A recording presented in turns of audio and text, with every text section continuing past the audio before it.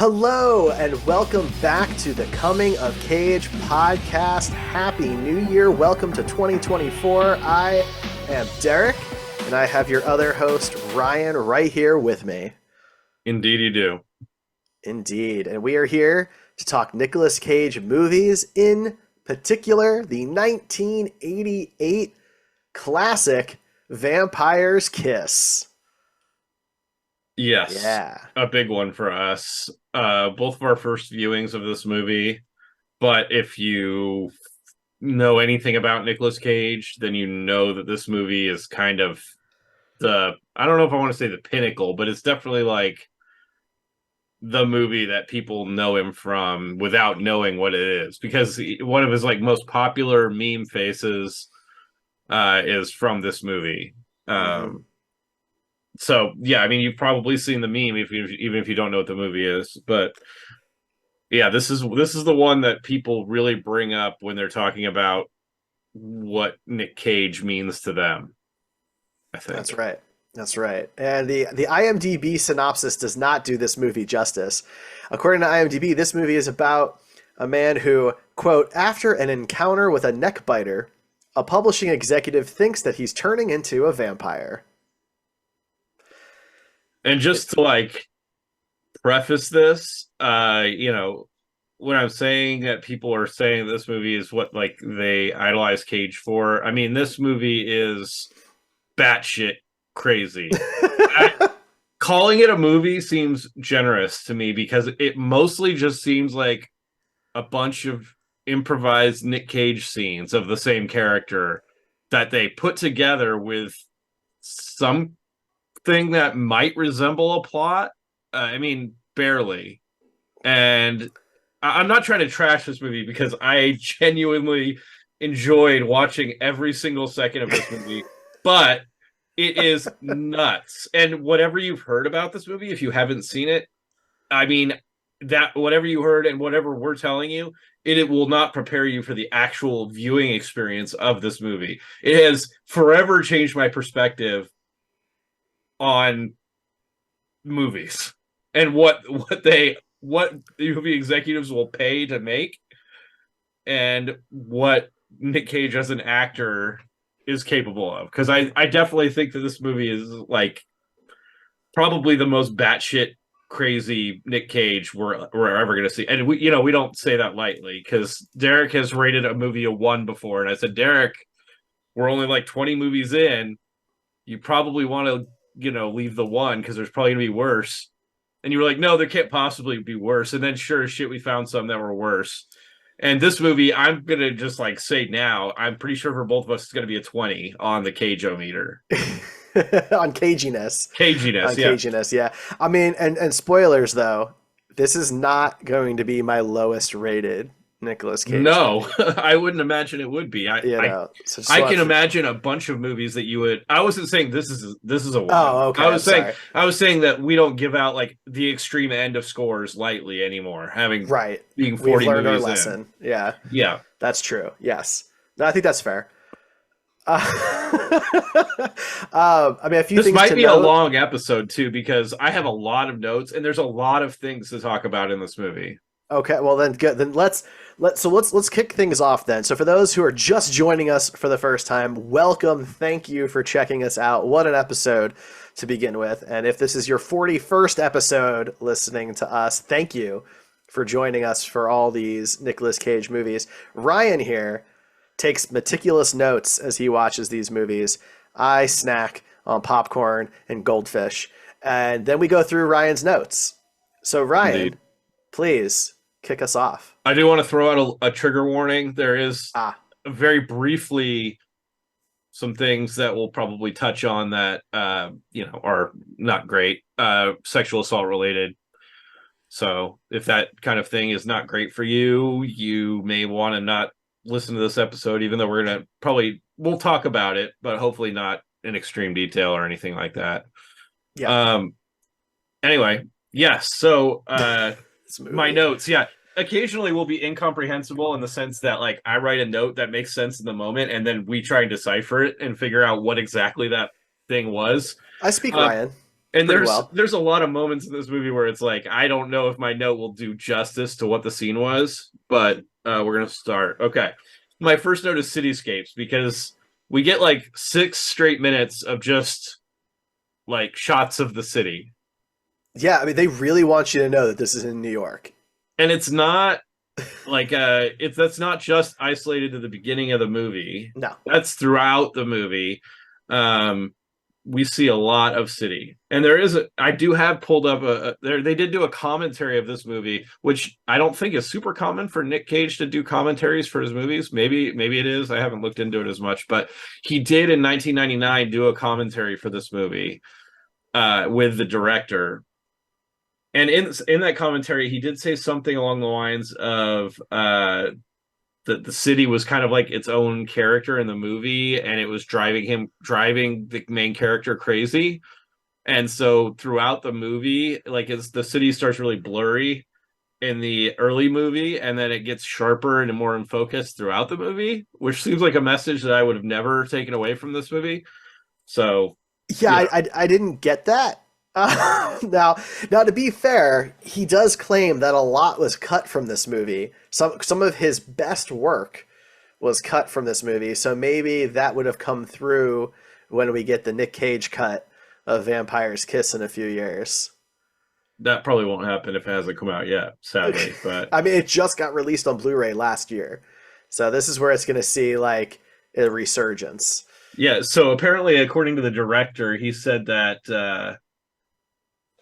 the idea of the city driving low, how do you say his last name? Low, Low, low. crazy through its omnipresence, and he accomplished this by constantly featuring the buildings of NYC in frame. Early on, for example, he sits in the doctor's office of the city in soft focus behind him, but later, as he grows more insane, the city becomes clearer into view. He wanted to extend the movie beyond just a one-dimensional plane, which sounds like he was on a lot of cocaine and didn't quite understand the things he was saying.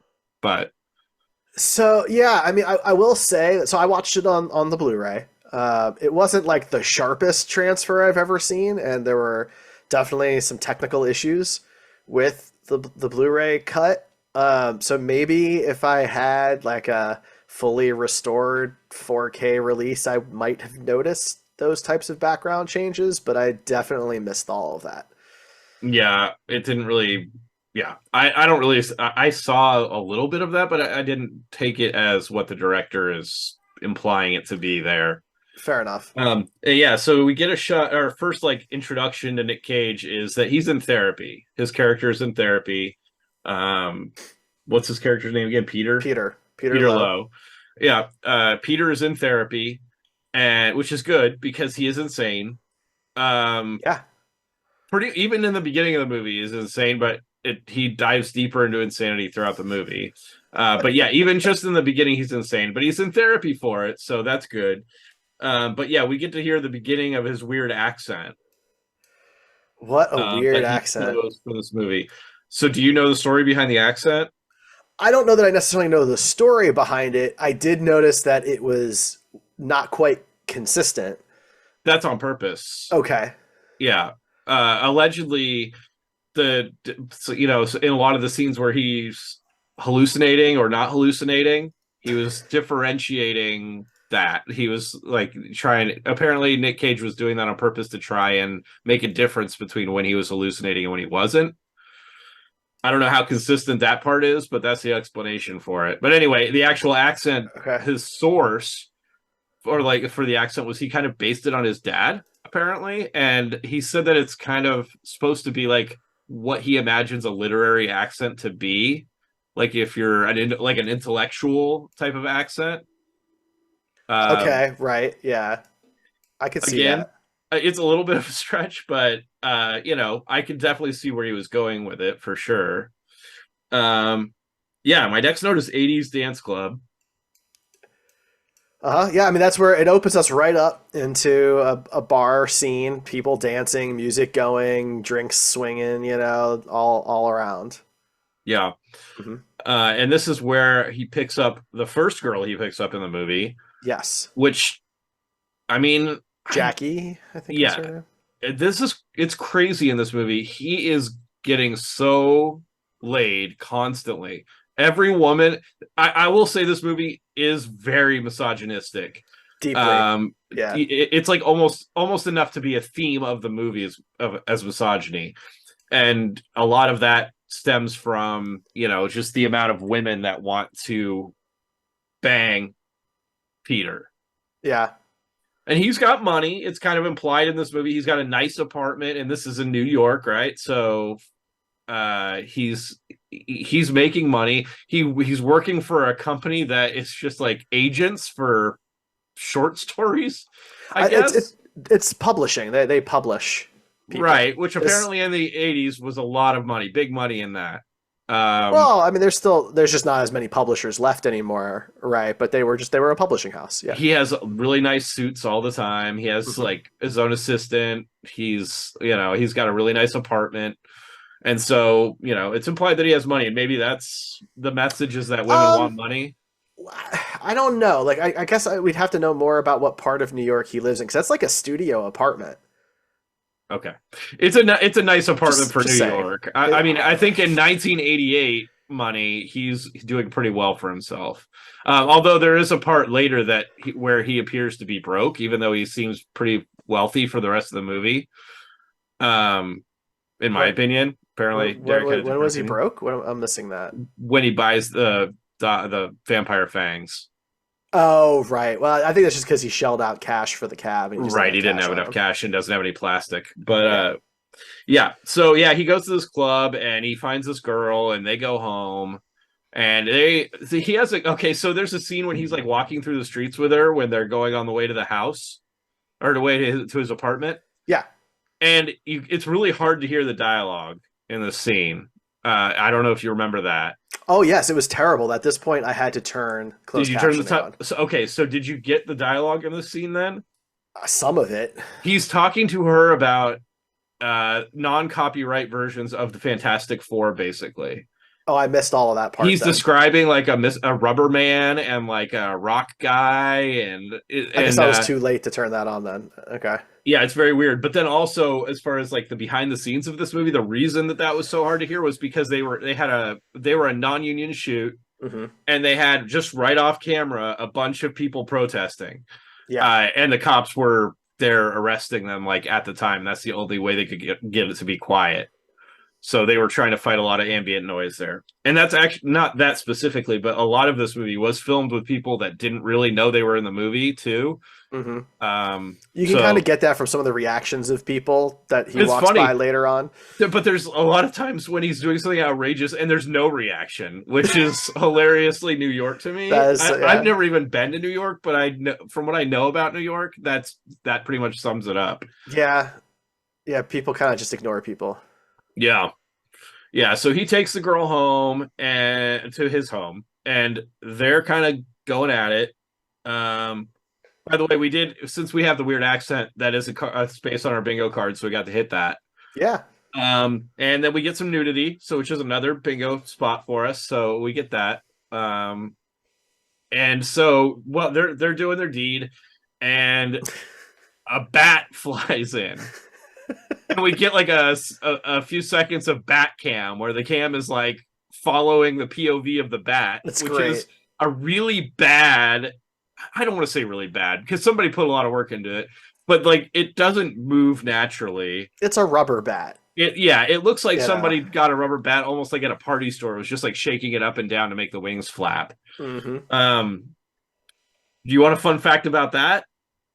Oh, please give me the fun fact about the bat. The fun fact is that Nick Cage was very much method in this movie. Yeah. And he demanded a real bat be used in this scene.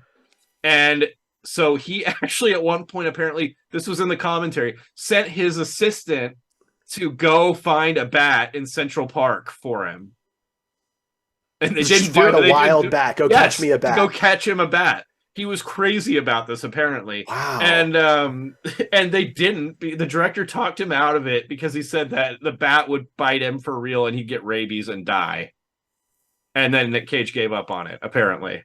Well, I mean, coming full circle, in Pig, he got bit by the pig and like he thought that could have turned into like sepsis or something.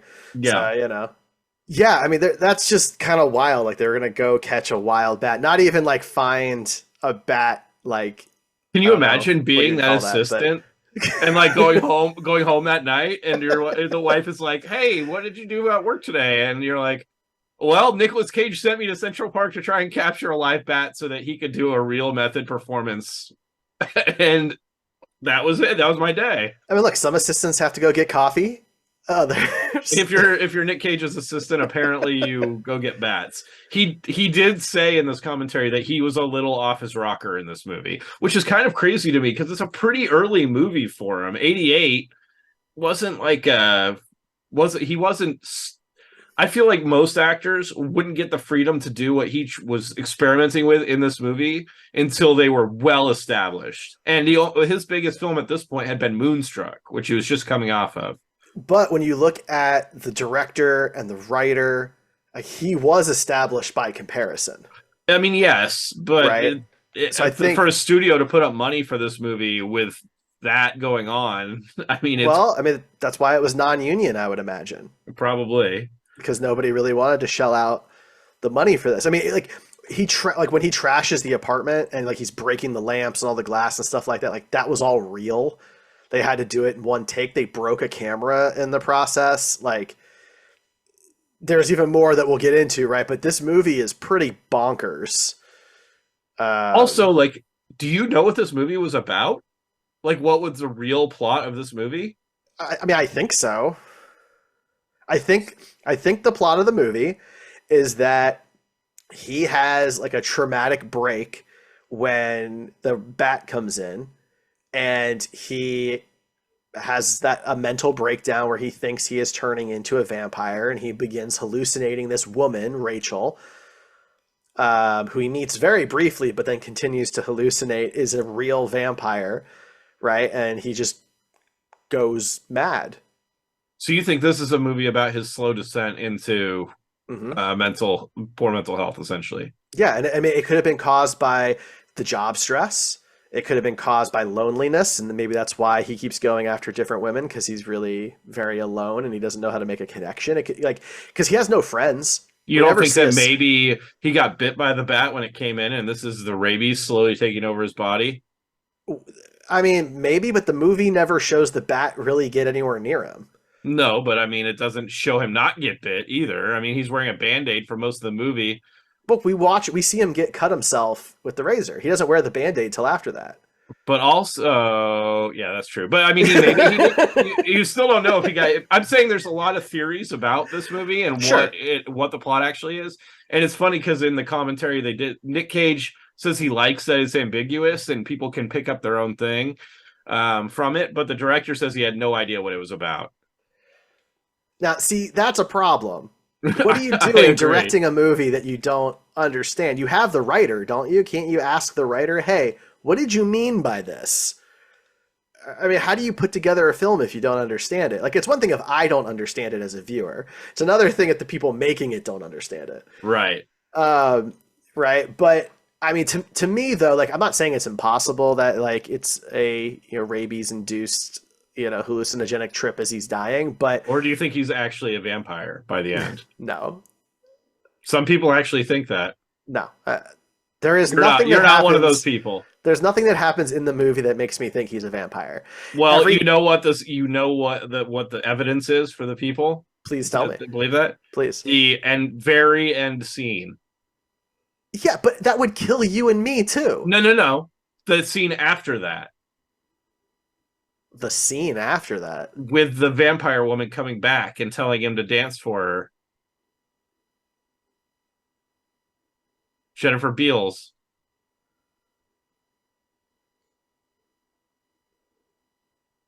Literally the scene that's Dead Space, so that's good.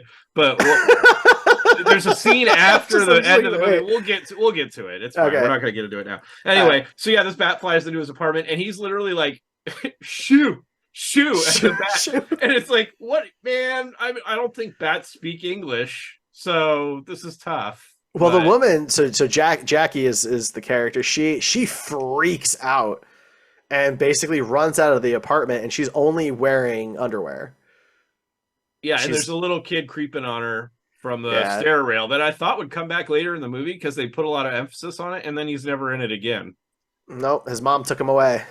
Yeah. So the him and he leaves the apartment with the bat still in there, and we see them like running through the streets. Like she gets dressed and he's kind of dressed, and I assume they're going over to her apartment or something. Um, but they're laughing, right? And he does the most like weird fake sounding laugh. Yeah. It's just basically everything he does in this movie is completely batshit crazy, over the top, insane. No human would act this way, including the way he's laughing. It's just like a very distinct ha ha ha ha ha ha ha ha ha. That's way overboard for what is actually happening. Well, it all feels forced, right? Like this person is putting on a character, right? Like we never get to know the actual Peter, right? And that's so Christian Bale in American Psycho based his character off of Peter Lowe. And what's funny is a lot of people think that Nick Cage stole this from Christian Bale, from his portrayal in American Psycho, but American Psycho came out way after this, almost like a decade after. But I think the book was out before this movie, maybe. I mean, that may be, but the performance, I mean, is what they're comparing, I think. Right. No, I think what was American Psycho was 99, I think.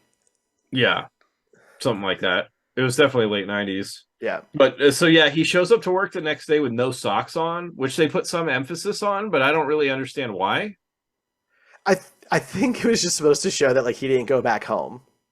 And then he weirdly stares at Alva's calves or like feet when she comes in. Yeah, I noticed that. It's the only time a shot like that happens, and I didn't really get it. Yeah, I didn't either. Okay.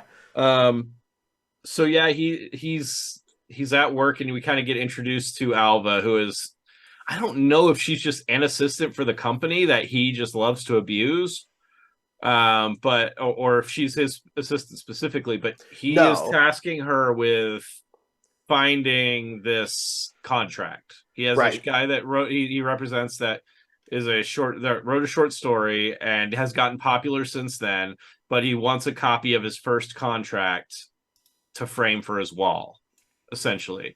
And the whole file for this guy, it was the 80s. They didn't have any kind of digital organizing methods, at least not at this publisher. So they have all these things in hard files, and apparently these files are not organized in any way, and he has a ton of files.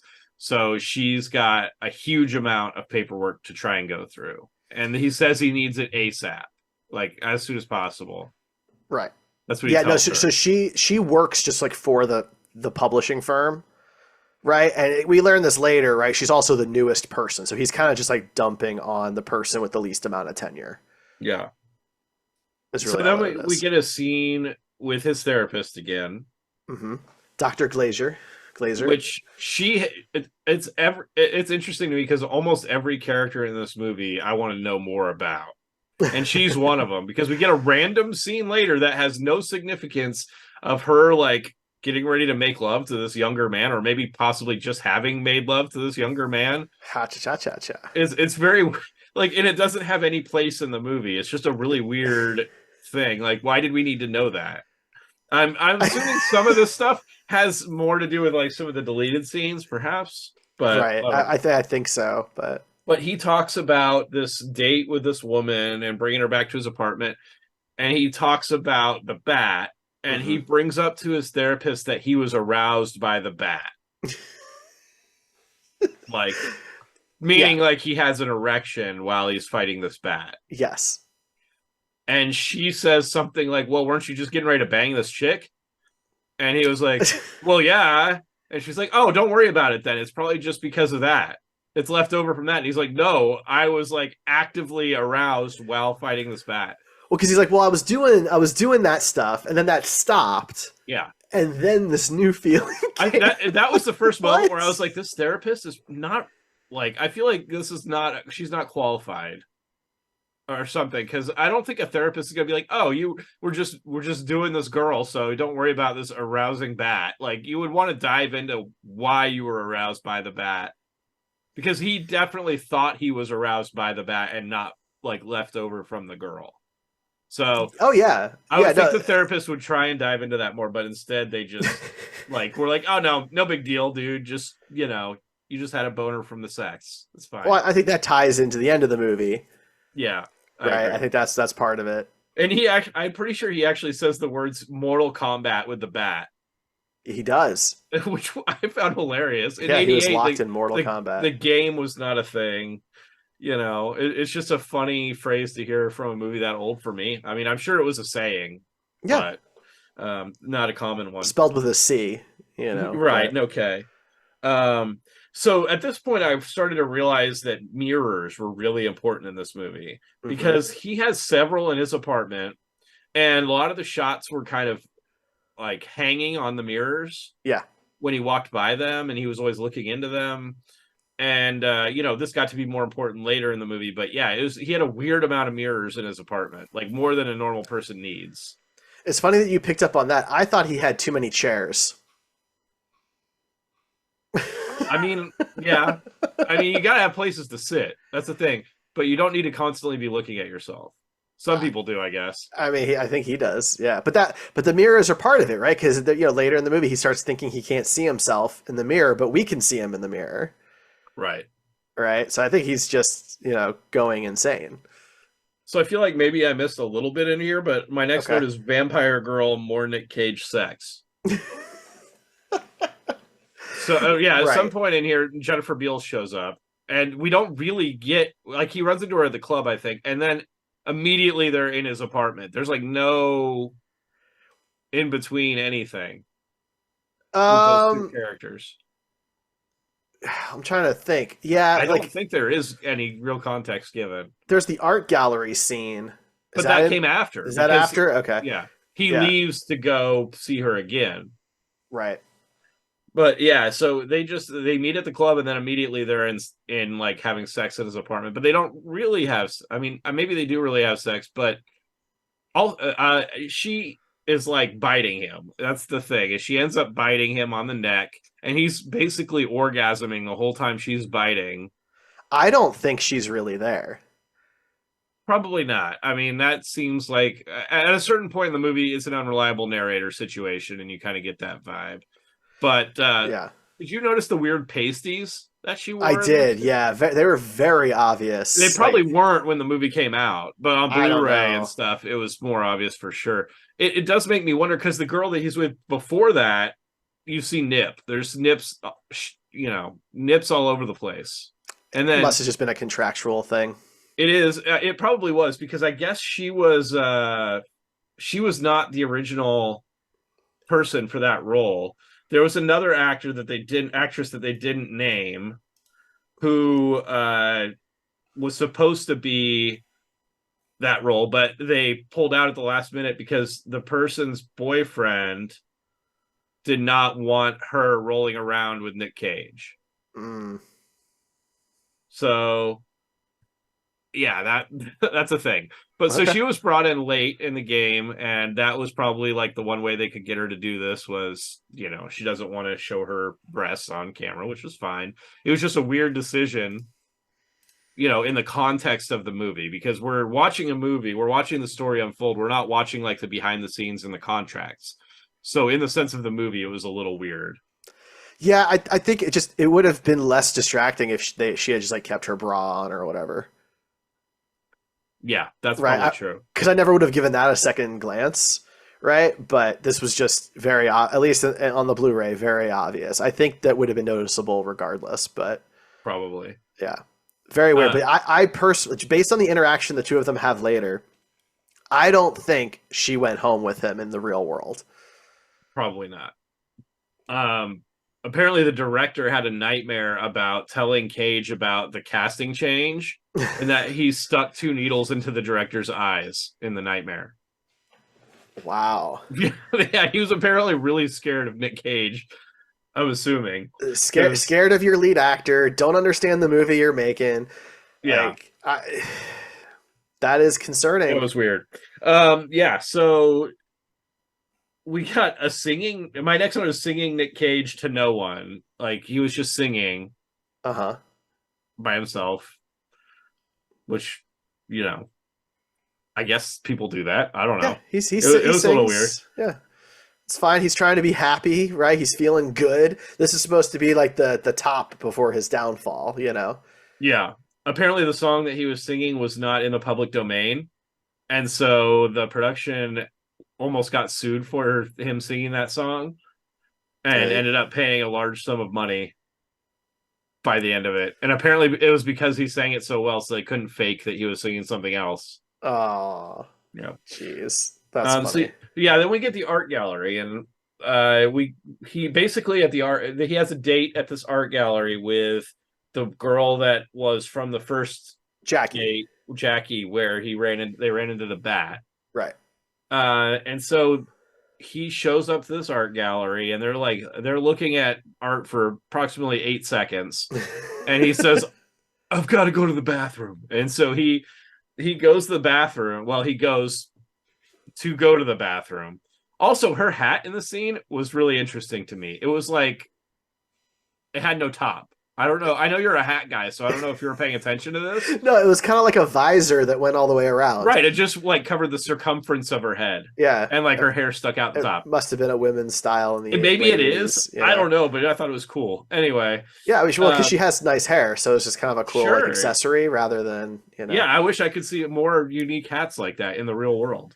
I'll see if I can Um, pick some up. yeah, you should. I think you have a beautiful head, so I think a hat like that would do very well for you. Thank you, thank you. Um, yeah, so he leaves. Instead of going to the bathroom, he just straight up leaves. He ditches her. He ditches her to go have sex with this vampire chick again, Right.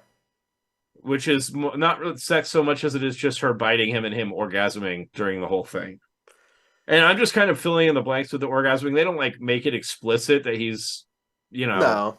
doing that, but he does make faces like he is. So it's just kind of assumed. Is it in vampire lore that if a vampire were to bite the same person more than once, they would just do it in literally the exact same spot, so there's no extra holes in the So neck? there's a lot of things in this movie that I question about the lore of vampires. Okay. And I think if I'm guessing that the director didn't want to tell Nick Cage no. So he just kind of did these things and thinking they were vampire lore, maybe. And everybody was just like rolling with it. And I think that may be one of them. Okay. But I think maybe it's just easier access. You don't have to Maybe. puncture as much skin. You're just like the slight little film that's there from healing. Sure. I don't know. That's just a guess. Anyway, yeah. So my next one is that he was telling his therapist about being horny. Uh-huh. Yeah, I mean, he's very honest with his therapist. I mean, I will give him that, right? If he is there to get help, he is being open and honest with this doctor. Yeah, To his credit, probably the only thing that I can say to his credit in the entire movie is that he's good to his therapist. He's is that he's honest just with his therapist. he's trying to be honest with his therapist. Yeah, and around this point, I officially like checked off the box of Nick Cage as an asshole in the movie. Oh yeah. I mean, he was an asshole through the most of the beginning, but I thought maybe there was like going to be something that made him like his mental illness and he was going to get better or something. But no, there's none of that. Nope. He smokes in this movie, so that's fun. That needs to be a bingo card thing at That's some fair. point. Yeah, that's a good one. We'll look into adding that. So we get another scene of him at the office, and I think this is the scene where he just like has his head down and he just slowly yells Alva louder and louder and louder until he probably yells it 10 times, and by the end he's just screaming her Mhm. name. And She keep in is mind, not she's coming. not that far away. Yeah, I think maybe this isn't that scene because this is the how am I getting through to you Alva scene. And in the scene I'm talking about, she does not go in there, and he comes out to her. So I don't. He's harassing her about the contract because she still hasn't found it, Right. and he tells her how important. Or he tells her. I think this is when he tells her to sit there while he takes the phone call from Right. from the guy. The dance he's gonna have to Yeah, he do. has to do a dance for this customer to make sure that they understand that they're trying to get it found, but that they haven't yet, but they're working hard on it. And so he takes the phone call while she's sitting there, and the guy is like very nice. He's like, I understand that you guys, this is an old file, and you guys probably are gonna have to spend some time trying to find this contract. It's really no hurry. I'm not in a hurry for it at all. And so he just basically, all Nick Cage does in this is basically acknowledge the guy and says, yes, okay, yes, and then hangs up. And at the end of it, he tells Alva that he did not have to do the dance, but that the customer wants it by the end of the week. Or he's going to pull his contract or he's whatever. He's going to pull his contract. And he does the famous... The point. The point with his head down. Not like looking at her. Yeah. Am I getting through to you, Alva? Yeah, that line. Yeah. Which is great. In context, I mean, it was lovely. And there's a lot of scenes in this where you get context from some of the memes and things like that. And even in context, it doesn't make any sense to why he's acting that way. Yeah. He's off the rails, and you don't really know why. Like, he seems to hate Alva. She hasn't done anything wrong. He's claiming that this contract is a really big deal, but the guy seems totally chill. Yeah. Right? It seems like he's on a bit of a power trip. He gets off a little bit on trying to control Alva. Yeah. Uh-huh. And we do get an awkward diner scene. Yeah. I don't remember exactly what made it awkward. I think he just is sitting there, and then something happens, and he just starts yelling in the middle of the diner and walks out.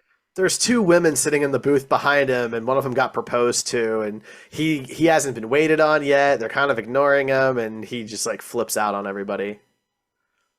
Yeah, and when he flips out, he leaves, and he walks back to his apartment, and we get something interesting that has no explanation even by the director as to why it's there or what the point of it is. Do you know what I'm talking about? I mean, is this the cockroach scene? No. Okay. This is the mimes in front of his apartment. Oh, the dancers. Doing what the West Side Story on loop, because when he comes out later, they're still out there doing the same scene. The same scene. Yeah. The director during the scene in the commentary said that he has no idea why that was in the movie. But so he shot the movie. He did.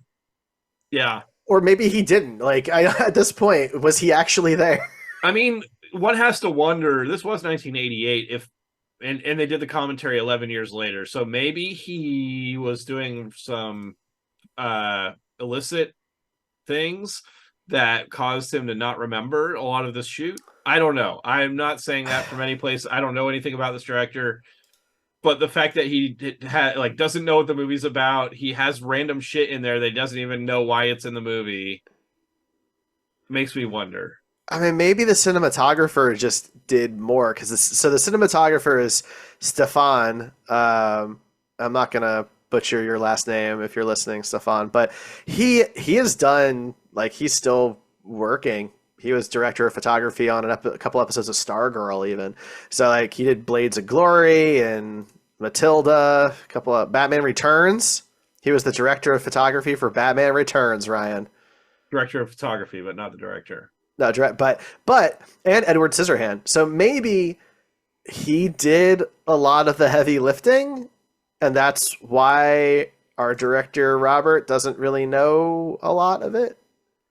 Maybe. He literally said in the commentary, I don't know what this is about. I don't know what I was doing. I haven't got a clue.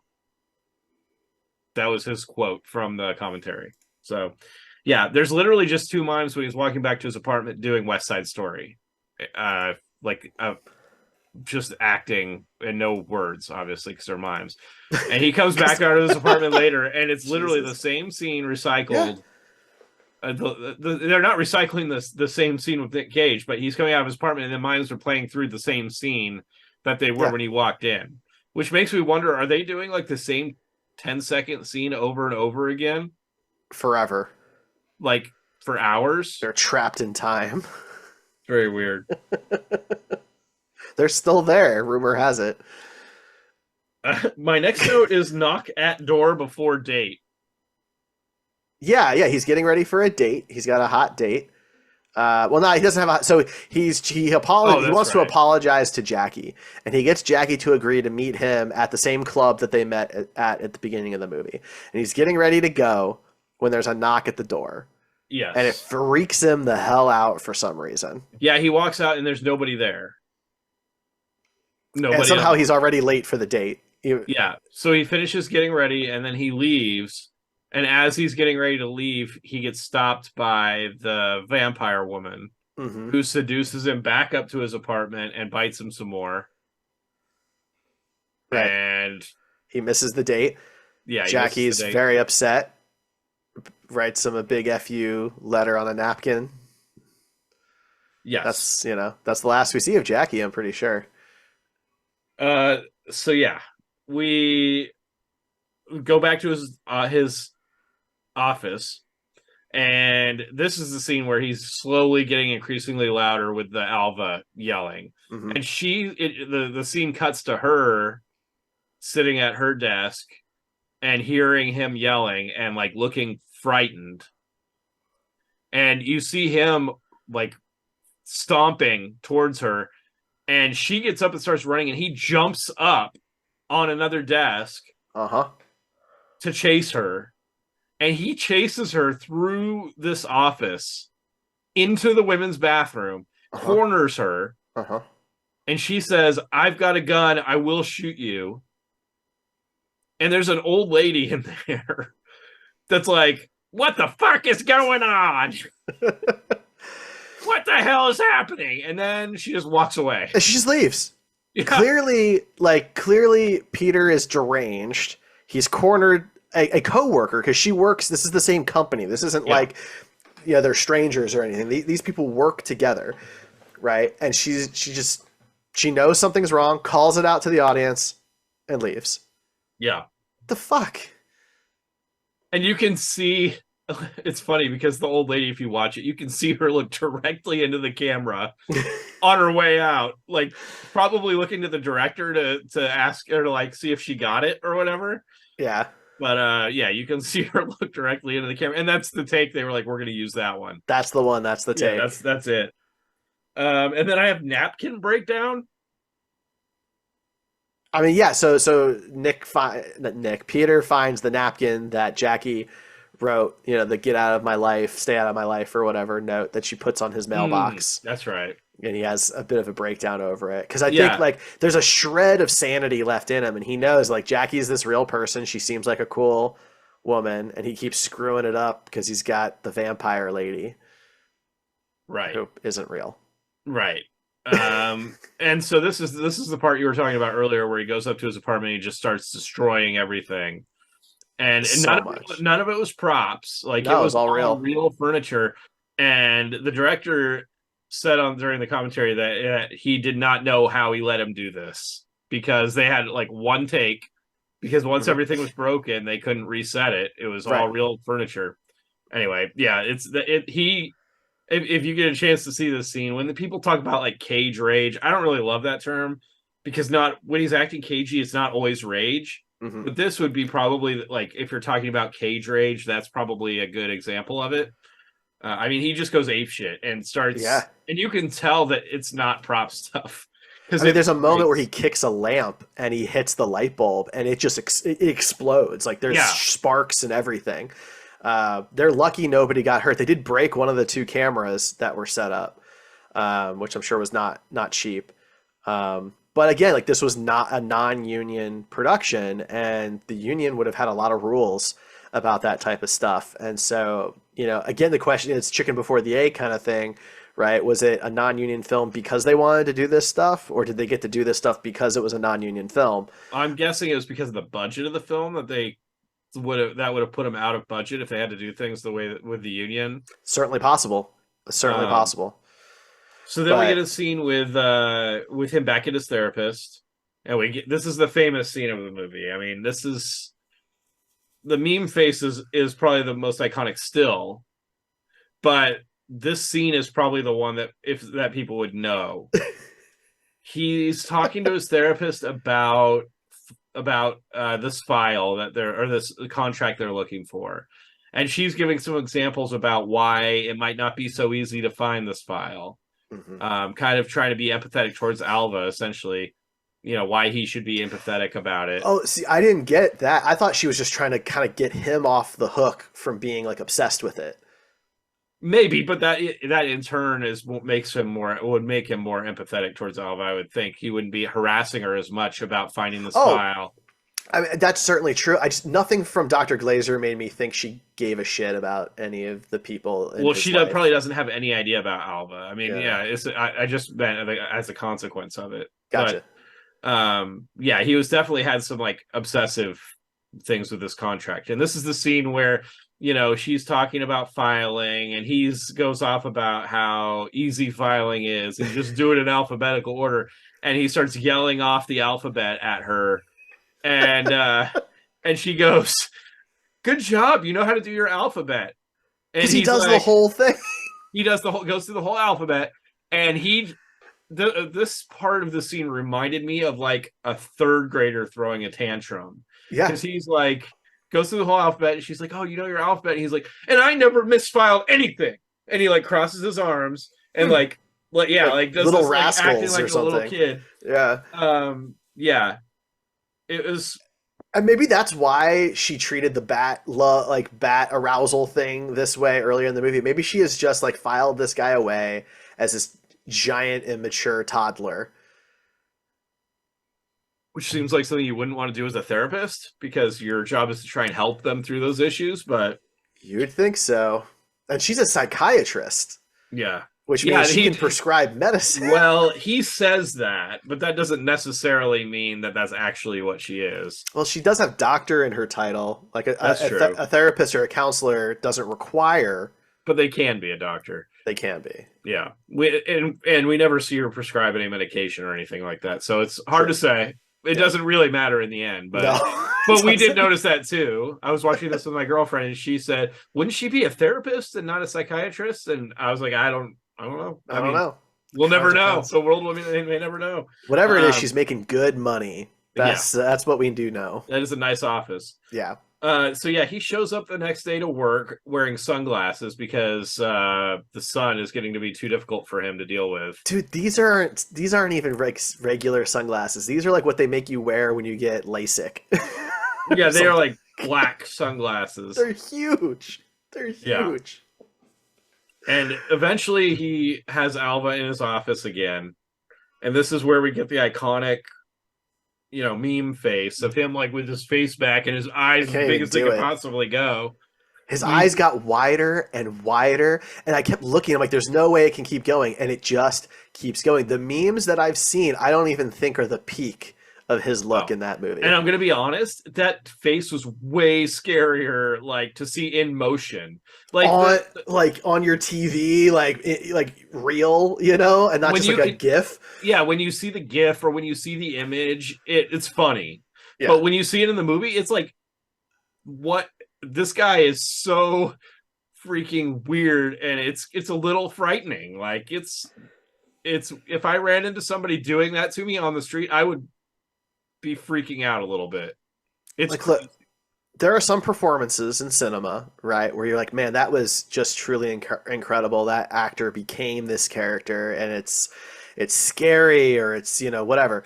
This was so unhinged. Peter, throughout a lot of this movie, is so unhinged that I could imagine some of the cast and crew being very uneasy around him. Yeah, I agree. And plus, if he's like doing the method thing like he was talking about, then that would be very unnerving. Right. And you listeners may notice that we keep using words like unhinged and batshit crazy because there's really not any other words that would work for this. I mean, it is just nuts. Between the scene that we're talking about, the meme face scene, between trashing the apartment, the alphabet scene, a couple scenes that happen later that we'll get to, like, I don't know another way to describe them other than this is an unhinged human being. Yeah. And you kind of wonder if that was just like what Nick Cage was doing in this movie. I mean, I think I said earlier, I feel like he was just improvising a lot of stuff and you can kind of tell. I mean, and not that there's a problem with that, but it's just that's why I think the plot is a little nonsensical or trying to figure out the plot because it seems like he just did what he was going to do. And the director just tried to get the shot of whatever he was doing. I mean, it would be really interesting to get the actual shooting script And and compare it to compare what it, actually, yeah, I agree. right? Because I would like to know how much of it was in there versus not. Yeah. So we get more vampire sexy times. And then afterwards, it's like late at night and his TV is on and the old Nosferatu movie comes on. Yeah. And this is a big transition point in the movie because he starts acting more and more like the actor from that movie that played Nosferatu. He Mm-hmm. starts like hunching his shoulders a lot and just, acting more and more like that character. Um, and then when he wakes up the next morning, he's looking at the mirrors, and this is another, one of those things, one of those mirror themes that I mentioned earlier. But he starts touching the mirror and acting like it's burning him, which is when you mentioned the vampire lore stuff earlier. I feel like just nobody wanted to tell him that wasn't part of vampire lore. That Well, mirrors burn you. the only thing I can think of, this was the 80s. Maybe the mirrors had silver backing to them. But silver isn't a thing for vampires. It was a thing for It's werewolves. just werewolves. It's not Yes. vampires. It's just werewolves. Yeah, and I thought the same thing about that. Maybe he was just confusing werewolves with vampires. I, And if I'm wrong, then please tell us. And no, I think you're right. Now that I'm thinking it through, yeah, because it's and the silver bullet for the I'm not werewolves. so familiar with werewolf or with vampire and werewolf lore that I could not. That there's a chance I'm not wrong or that I'm wrong. I could be wrong for sure. So like I said, if somebody listener out I there mean, is the thing with mirrors is they're not supposed to have a reflection, right, right? that's the mirror thing for vampires. Yeah. And there is a scene, I think, later where he acts like he can't see himself, but the audience can clearly see him in all the mirrors. In like, there's two different mirrors at two Yeah. different angles, and we can clearly see him. It's a pretty funny scene, actually. So then we get the cockroach scene. Ugh. So there's like a cockroach running around on the table, and he like picks it up and looks at it for a second, and then he eats it. And it was a live cockroach that the actor Nicolas Cage did eat. Twice, in fact, if you listen to the commentary. I thought it was 3 times. IMDb said 3 times. I think it was only 2 because the director said that he was getting him back because there was a scene that where Nick Cage made him angry the day before, and so he made him shoot that scene twice and ended up using the first take from the scene anyway. So he had it on the first take. Well, supposedly PETA was upset about this scene. Yeah. And I mean, Nick got a little defensive about it. But they weren't upset about the pigeon later. I mean, supposedly the pigeon's not really harmed, whereas he does eat a cockroach. Right, that's fair. But also, this goes back to the vampire lore thing. Do vampires eat cockroaches? Is that a thing? I thought they really only drank blood, and that was their whole diet. Well, so in Dracula, it's a Renfield thing. Renfield eats a cockroach, right? Right, and he's but Renfield is not a vampire. He's not like a full vampire, but he's been given like certain abilities and stuff. And so I think it's supposed to be, and we see this in some other vampire adaptations, that like while the person is still coming to grips with what they've become, they need to get like the blood from something. And so they tend to go after things that won't be missed, small things like, in this case, cockroaches or birds or, rats, stuff like that, instead of like people. I feel like the amount of blood in a cockroach is probably slimmer than what would be ideal. You'd have to eat like a million cockroaches to get. But it's his first time, right? It's his first attempt. He's still kind of figuring it out. It's not like, I think one of the keys, right, is like, it's not like you're given a manual. It's like, how to be a vampire, right? So he's like figuring it out. Sure. And he is kind of like pathetic through the whole thing too. I mean, even the vampire lady, calls that out a few times. Yeah. So next we get a scene at his office again, where he's trying to get a hold of Alva and finds out that she has called in sick that day. Right. So he takes a cab all the way out. He gets her address from like the Rolodex, which A if you don't know what a Rolodex, Rolodex kids. is, yeah, it's literally like a bunch of small index cards that you keep contact information on. It's like your phone's contact thing, essentially, In but in paper, IRL. in paper form.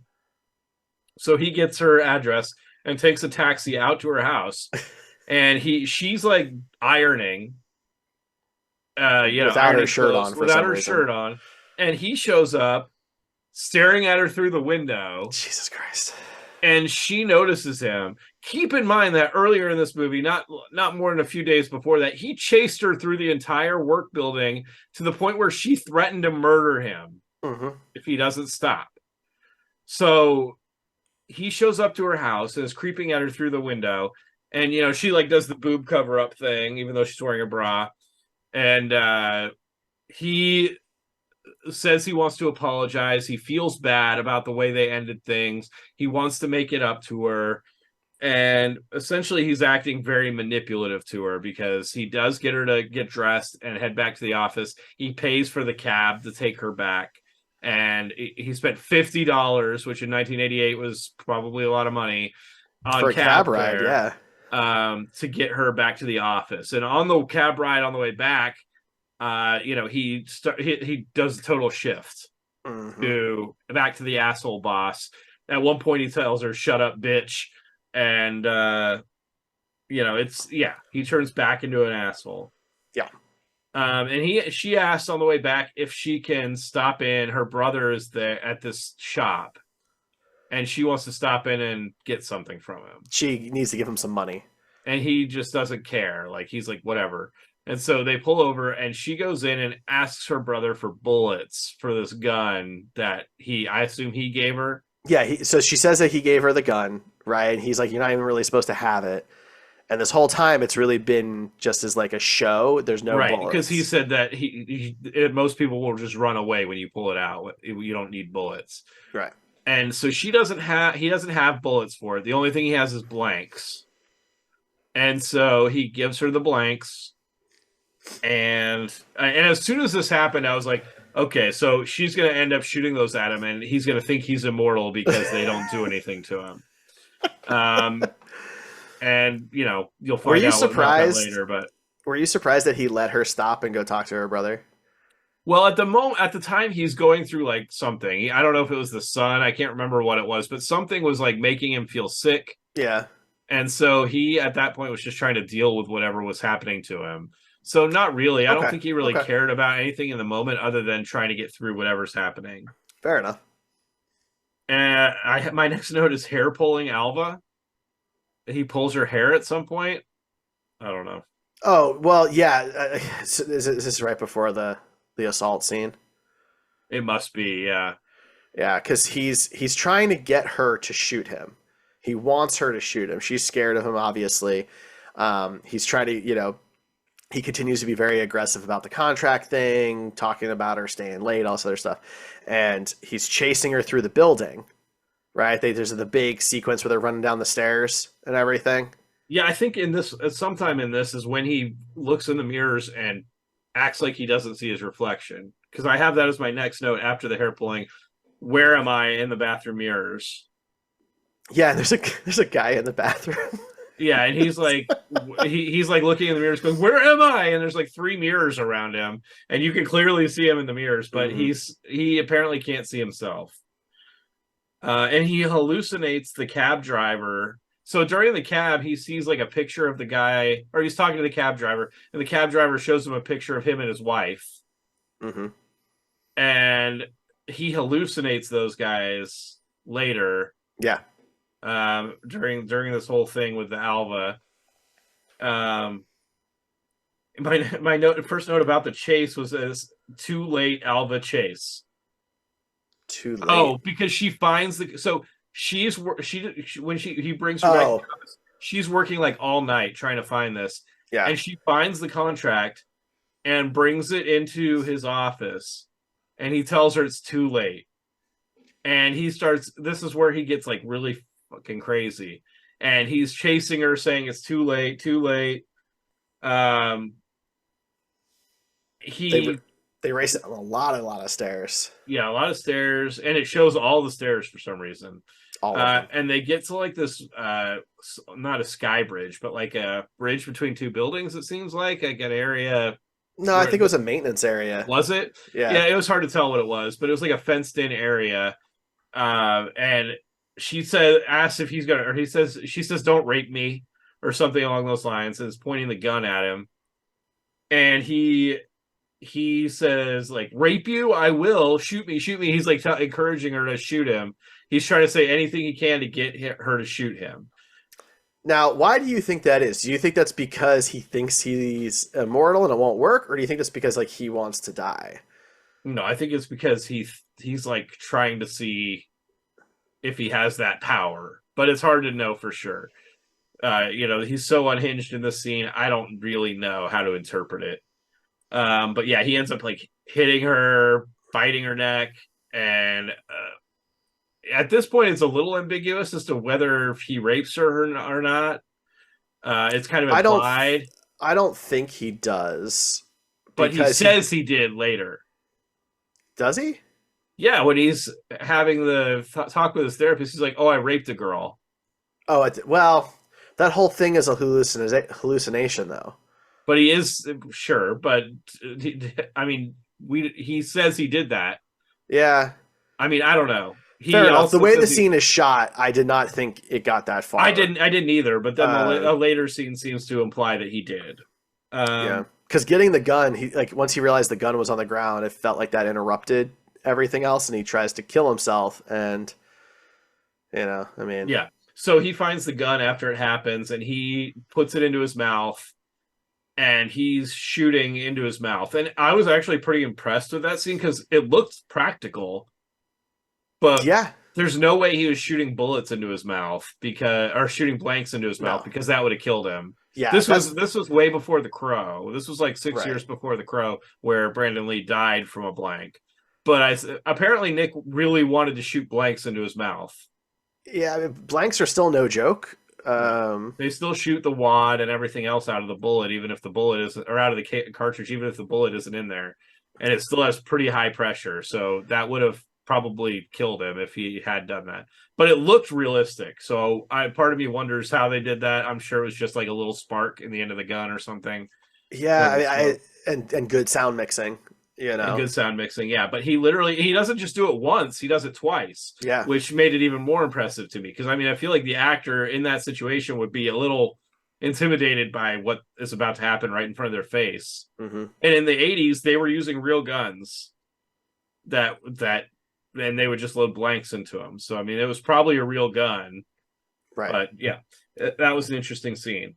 But after that happens, we get another famous scene from this movie where he's running through the streets yelling, "I'm a vampire! I'm a vampire!" And this is one of the scenes where he's just doing it next to normal pedestrians, and they just don't give a shit. Nobody cares. This is like non-actor people just walking through the street on their, having a night, and he's just running through the streets screaming that. And yeah, it's wonderful. I don't know about wonderful, but it was. You didn't tell me you didn't laugh at that scene. Oh, I definitely laughed. Yeah, okay. And this is where we find out too that he's sleeping under a tipped over couch as like a fill-in coffin. Dude, it's so well done because when he lifts it open, right? It's like the lid to a coffin, and it creaks and everything like a wooden coffin does, and he lowers it back. Like the sound. I will say, the people who handled like the sound mixing and the sound editing for this movie, they actually did quite a good job. Yeah. In this film, anytime sound is a factor, whether it's this scene or when he's trashing the apartment or the gun or whatever, it's so good. So those technical things in the movie were really well done. Yeah, agreed. So we now get the scene where he goes and he's convinced that he kind of looks at his teeth and realizes that he doesn't have fangs yet. Jesus. And so he goes into the shop where what's it called when it's like the study of the human head, where it's like they do the thing with the hand, like the lumps on your head, and they can read. It's like phrenology or something like that. Oh, yeah, It sure. looks like that's like it's a shop for that kind of thing. It looked like an Uh, occult shop. Like maybe in a cult Ray shop. works there or something. Sure, that's a Ghostbusters reference for those who don't know. But um, it this is not a shop where I would expect them to have $3.50 hidden plastic vampire teeth behind the counter. Oh my god. They do have like really nice, like handcrafted vampire teeth that the guy offers to Nick Cage's character, but they were like $98 or something, and he spent all his cash on the cab for Alba, so he only has like $4 or something like that. And the guy pulls out Nick asks him if there's anything cheaper, and so he pulls out these little like plastic fangs. And if you lived in the 80s and 90s, you've probably had some of these in your mouth at some point. They're just the cheapest shit. And the fact that it was like $3.50 for this, and that they kept it hidden behind the counter, not like on display. Right, yeah, you I gotta really ask. wonder what, like, who runs the shop, because they really have their priorities in a weird space. It's such a weird scene though, because at the same time, the way Peter is interacting with the shop guy, this is the most like level Normal. he is Yeah. the entire movie. Yeah, I'm just looking for some vampire teeth. Oh yeah, do you have anything cheaper? Like he's totally chill. Maybe he feels like this guy gets him and isn't judging him because he works in an occult shop or something. Maybe, maybe. So then he puts in these plastic teeth like on a park bench, Oh my God. and it looks ridiculous. I mean, you've probably seen screenshots of it, but it looks as ridiculous as you would imagine. Nick Cage with these big fake vampire teeth. So I had never seen any of those images, so this Oh, was new to really? me. This part was a surprise. Oh, wow. So what was your take on it when he gets those teeth in? I my brain had a hard time reconciling that I was actually watching that, because like when they show the first teeth, right, the porcelain ones or whatever, Yeah. fiberglass, they look pretty good, and so I'm like, okay, yeah, whatever, that's fine. That's a way for them to continue that going. But then when he gets the plastic ones, I didn't understand what was happening anymore. Your brain just couldn't comprehend what you were watching. Well, because like this guy has to be just off his rocker, right? Because there's no way he thinks he's a real vampire, but he needs plastic teeth. Well, his just haven't grown in yet. Sure. How else is he going to get blood? Well. Anyway, so yeah, after he puts these teeth in on a park bench, Uh, he sees some pigeons. And so he starts chasing the pigeons around, and he finds one and he starts chasing it around. And Nick Cage actually caught a pigeon for this. And he was very proud of that fact. But then he found out that they drugged the pigeon, which I'm surprised that PETA wasn't like, I had a problem with that. But they had drugged the pigeon to slow it down so that Nick Cage could catch it. it must have been a safe sedative or something. Maybe. But it was the 80s, man. That pigeon probably died and they just didn't Oh, tell anybody. PETA would have Anyway, said something about that. well, not if there's no way to know. Anyway, yeah, he takes the pigeon back to his apartment, and the camera is just like following a trail of feathers in his apartment. And Too many eventually, feathers. a lot of feathers for one pigeon. And eventually, it gets to like, you see the pigeon, parts of the pigeon carcass, and it cuts up to him with these plastic vampire teeth still in, and like pigeon blood in his mouth. Like he just ate this whole pigeon with the plastic His bare vampire hands. teeth in. Yeah, I don't He know, ate a raw man. pigeon. He I did, mean, but with plastic vampire teeth in, and that just made look, it if the bat bite didn't give him rabies, he certainly was going to die after eating this pigeon. probably. And then he goes to his coffin, and we see him wake up the next day. His coffin being a couch that he lays under. It's tipped over couch so that the cushions and the back form like a V, and he sleeps in that V, and that's like his makeshift coffin. And so when we see him wake up the next morning, he still has the fangs in. Yep. So he slept with them all night. I think he wears them for the rest of the movie. Pretty much. He takes them out at one point, but briefly. So he goes back to the club where he's been meeting all these women. And I was trying to figure out what the camera was doing at this point, because it seemed like it was just showing a bunch of boobs. like cleavage shots. Oh, their But what? necks. Yeah, it was showing necks, but it Yeah, was also showing like chest and cleavage areas. So it took me a minute because the neck was just like in the top part of the shot. It wasn't the main center focus of the shot. gotcha. So it took me a minute, and same with my girlfriend, to try and figure out what this was, because it was like 20 necks that it showed, and they were all women. Yeah. And so yeah, he's walking through this club, and eventually he goes upstairs, which apparently he has access to at this club. I don't know. But he goes upstairs, and there's a lone woman by herself in this like VIP area doing cocaine, Yep. just sitting by herself. This club is super packed. He's having to push his way through it. And then he gets up there, and there's just one woman doing cocaine. And I imagine in the 80s, if you had cocaine at a club, you weren't doing it by yourself in general. You know, Or every at the other movie very that least, you there were see, guards watching you. right, something. If you're important enough to be able to go to a VIP area to do cocaine by yourself. But yeah, so he walks in there and immediately starts sexually assaulting her. Well, no, no, no, Well, wait. it Hang starts on. out seemingly consensual. No, but like she's laughing at like he's making like jokes with the teeth and everything like that, and she thinks it's hilarious I don't until think he's making jokes with the teeth. I think he's just like showing off the teeth, and he thinks that that's what he's doing, but she thinks he's making jokes. fair enough. But That's yeah, fine. she's into it at And then first. then he grabs her, Yeah, and he starts like they make out a little bit or whatever, no, and it yeah. doesn't even get that far. Oh, okay. So he's He just like close to her. Yeah, and then he grabs her breasts and she slaps him, Right. and And then yeah, he pushes her down and bites her neck with the plastic fangs, which must her neck must have been made with tissue paper, because I've had a set of those fangs and I can't imagine them going through anything. I don't know. I mean, I guess if you bite hard enough, I mean, I don't know. But yeah, it's he kills her. So I Yeah, had casual murder checked off on at this point. I wasn't sure if that was considered casual or not. I So mean, it wasn't really premeditated. It didn't seem like. I mean, maybe he went there to go feed, but he didn't plan to kill this specific woman. I don't think he didn't know she was going to be up there. fair He was just enough. looking for somebody alone. So Yeah, I call it casual. I don't know. But yeah, so he bites into this woman, and there's blood everywhere, obviously, and he has it all over his face for the rest of the movie.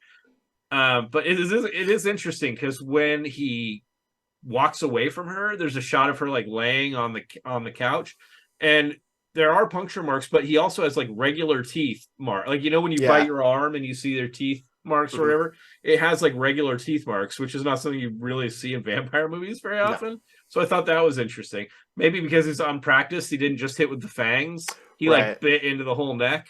Well, it's because it's the plastic teeth. It's not the real teeth. Yeah, So exactly. you know, Um, you had to bite too hard because they were plastic. so then he goes back down to the club area and runs into Jennifer Beals' Hmm. character, who playing the vampire. But in this case, he starts like acting like she's a vampire to her, and like a boyfriend shows up and is like, not happy that, and she smiles and sees that she doesn't have fangs. So, I mean, at this point, you're questioning whether she's manipulating him now, or like, if, some people, I would assume the people that think he's actually a vampire by the end of the movie would be thinking this, because she is smiling as if like she's fucking with this guy. No, she recognized him because they kind of chatted at that other club one night. Yeah. So I think they chatted. They had a nice night. Nothing bad happened, right? But he didn't go home with her. So when he's like, "Don't you recognize me or whatever?" At first, she doesn't recognize him, right? And then he has to say something about it. And she's like, "Oh yeah, right, the other night," kind of thing. I think she was just trying to be polite. Right. Yeah. So we realize that, before this, after he bites the girl, he like goes and pukes Yeah, and is like laying on the ground, and he gets the hallucination of Jennifer Beals' character again. What we think is a hallucination, whatever. Nobody knows what's going on in this movie. So, but she's being super mean to him, yeah, calling him names and just pathetic. insulting him, which I thought was interesting. But yeah, then he runs into her in the club, and he eventually gets kicked out of the club, and he just like starts walking through the streets moaning. He's got like blood on his Yeah. face, blood on his shirt. His hair looks. This might be the most ridiculous hair I've ever seen him have. It is probably, yeah, it's up there. And he finds a pallet that's broken, and so he takes a piece of the pallet off that's sharp, and Pretty he's like large. trying to kill himself with the wooden stake through the heart with the pallet, but doesn't really work. He I tries didn't to count ask some that. people to do it. I didn't count that as like a melee weapon because he wasn't really like trying hard to hurt himself with it. No, I don't think that counts. Yeah. But yeah, so then he gets to this point where he's gets to this street corner, like the corner of this building, and it cuts to therapy. And he's talking to his therapist. Before you get to that though, we do have to bring Alva's brother into the mix. Okay, yes, that's a good point. Right. So, what? Even though he's not really in the mix at all in this movie Until the very until end. the very end, we met him with the bullet thing. But then after Alva gets, I don't. Was this after the rape, the Yes. sexual assault? Because her So face, she has a big bruise on her face where she hit the ground. she goes into like a deep depression, and her family's like trying to talk to her, and nobody will talk to her. And then, okay, so did you find this weird? Her and her brother seem to have a very odd relationship because she shows up in his room while he's asleep and is just like watching him sleep, essentially, or waiting for him to wake up. And he gets up, and it's just like a really awkward scene. Well, I think it's supposed to show that she doesn't want to talk to her parents. She can't like talk to them about what happened. Nobody knows what happened, right? They just know that she's depressed, locked away in her room. We don't even know that her parents know she's injured. Based on her brother's reaction, I don't think they know. And so she has made the decision to tell him, full well knowing what's likely going to be the outcome. And I think she is hesitant to do that. Probably not because she cares at all about Peter, but because she doesn't want anything to happen to her brother. Right. He's just sleeping, so when he wakes up, he sees a completely distraught, like broken down sister whose side of her face is all fucked up, and he's just trying to be comforting. So I think it's just a very emotional situation where they're close, they have a bond, and he's the only one she trusts. Fair enough. So yeah, it shows him like like it implies that she's going to tell him what's going on, although we don't see that. So yeah, then it shows him on this like street corner, where it cuts to therapy, where he's talking to his therapist, and he's like complaining about not finding anybody, and she says, "Well, I have the perfect person for you." Jesus Christ. And she likes all the same things you do, and she's perfect, and she's actually my next appointment. And right at that point, like you hear like a doorbell or a knock or something like that, and he's gets excited, and he's like, "That is that her?" And he's like, "Yeah." And she goes and opens the door, and they have the same interests. They go through like, "What do you like?" And she says all the things that she likes, and he says, "I like all those same things." And then it starts cutting out a little bit, switching between two different viewpoints. It We see him completely disheveled, blood all on his face, his hair crazy, talking to himself or talking to the corner of a building, essentially, where he's having this conversation with his therapist in reality, but then it keeps cutting between the hallucination and this conversation with his fake therapist or with his imaginary version of his therapist. And so the therapist is like, "Oh, you guys are going to be perfect, and you guys should go out." And so they start to leave, and Peter is like, "Oh, well, I should tell you, I murdered a woman yesterday, or I raped a woman yesterday." And she was like, "Oh, it's just your id getting out, no big deal." And he's like, "Oh, okay, but also, I murdered someone." And she's like, "Oh, that's fine. A million people get murdered every day in New York. It's not gonna be a problem. You think they're gonna notice?" And he's like, "Well, what about the police? The police will notice." And she's like, "Oh, don't worry. You two just get to know each other. I'll take care of the police." And during this whole scene, it's cutting between him talking to a wall, essentially, and then also where he's saying the same things and continuing the conversation, Hmm. but then cutting back to the imaginary therapy also. That part was a really interesting scene, I thought, Yeah. because you got to straight up see his hallucination and what he's seeing versus what's actually happening, and which that's the only time you really see that in the movie. And those are a little bit tricky to shoot, right? Because you have to overshoot usually and shoot some of the dialogue that you're going to cut to intersplice with the other version of it. It's kind of a crazy scene because it begins to call into question things like, well, is his therapist real? Does he ever actually see a real therapist? When did this become an unreliable narrator situation? When did this become what parts of this was he hallucinating? Right. And like, you've got, there's the payphone call where he calls her at night and you're kind of like, well, I guess that probably happened. But then you're like, well, but I mean, do we know that it happens? Which I feel like the scene with American Psycho was like a direct ripoff of that scene, because I don't know if you remember American Psycho, but there's a scene where Patrick Bateman, at the very end, like all the cops have him pinned in this room, and calls his therapist and leaves a message. He's like, I really did kill, or maybe it was his lawyer.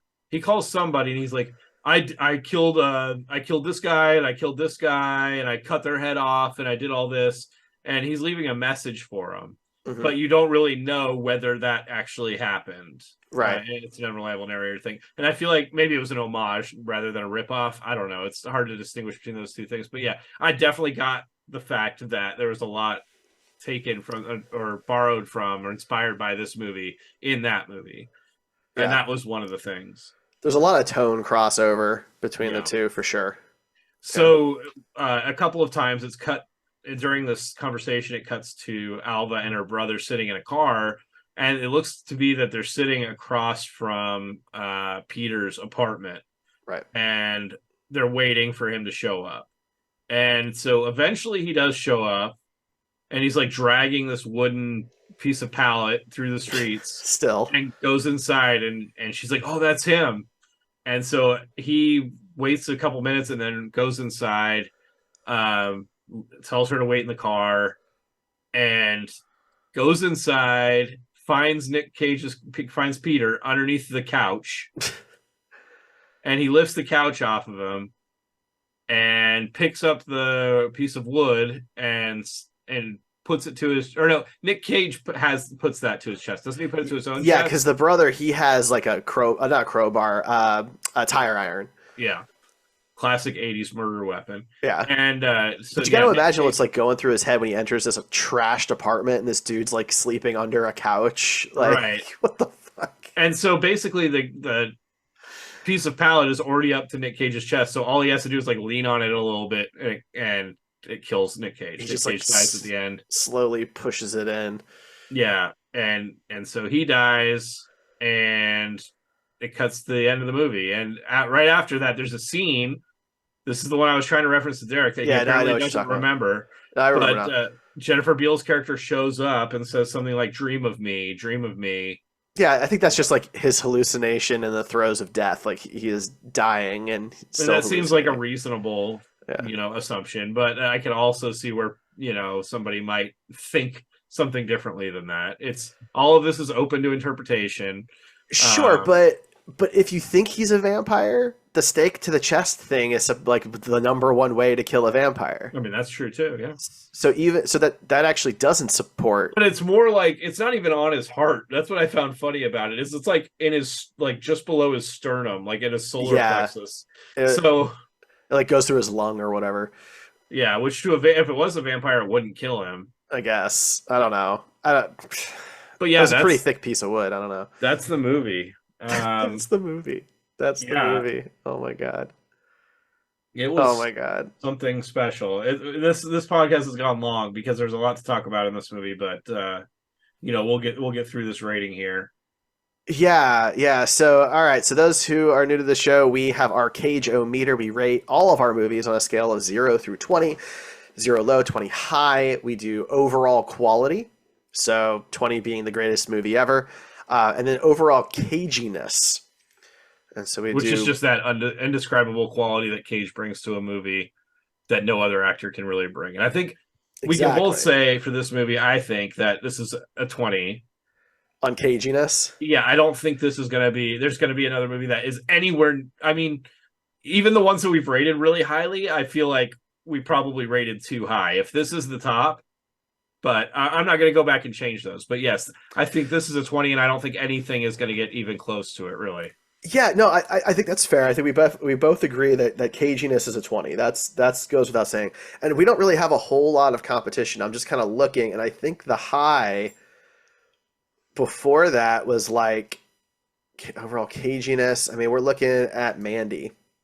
Which is Man, reasonable. That's probably the uh, closest one we've watched. Mandy was a 16, Yeah. and I'm sorry, a 16 and a half, and then Unbearable Weight was a 16. Yeah, and I think that is probably, I don't, maybe we'll get a little closer on some of his other roles, but I feel like I don't know. I can't imagine any movie getting higher than maybe a 17 or an 18 Yep, I if this agree. movie is the 20. I mean, that's how far away, far out it is compared to all these other movies. So Yeah, then we have to come up with our quality rating. and this one's a lot harder.